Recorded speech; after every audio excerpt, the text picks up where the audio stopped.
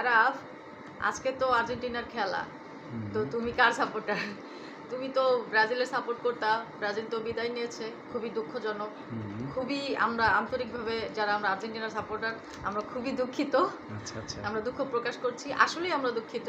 আমাদের অনেক বেশি কষ্ট লেগেছে নেইমারের জন্য। সমবেদনা এবং দোয়া রইল।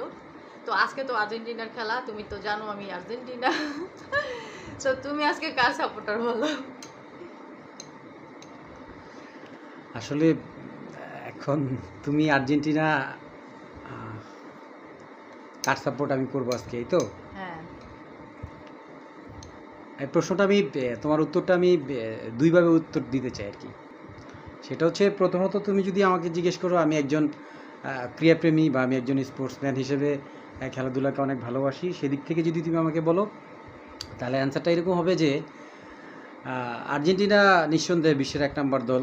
তারা খুব ভালো, এটা তো আর বলার কোনো অপেক্ষা করে না।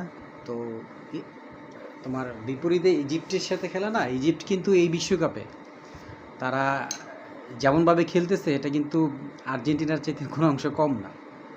তারপরে এখন যে রাউন্ড অফ 16-এ আছে, তার মানে কি তারা তাদের শক্তি সামর্থ্য প্রমাণ করেই আসছে। যদি সোজা করে বলি যে সাথে যে ভালো খেলবে তারাই তোমার জিতবে।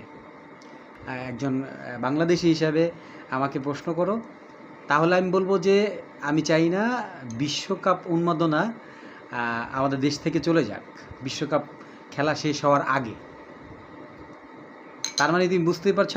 তো ব্রাজিলের কারণে অলরেডি বাংলাদেশের ধরো 50% একটা উন্মাদনা চলে গেছে, আর পর্তুগাল চলে গেছে। তো আজকে যদি আর্জেন্টিনাও চলে যায়, তাহলে আমি মোটামুটি বিশ্বকাপ শেষ হওয়ার আগে শেষ হয়ে যাবে বাংলাদেশে।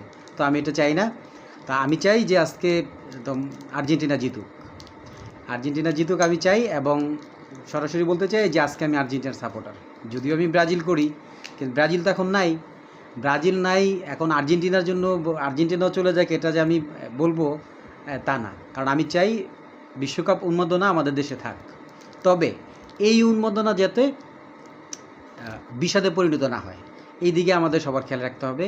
সেটা হচ্ছে যে আর্জেন্টিনা 1 নম্বর দল, তারা ইজিপ্টের সাথে জিতবে, এটাই স্বাভাবিক।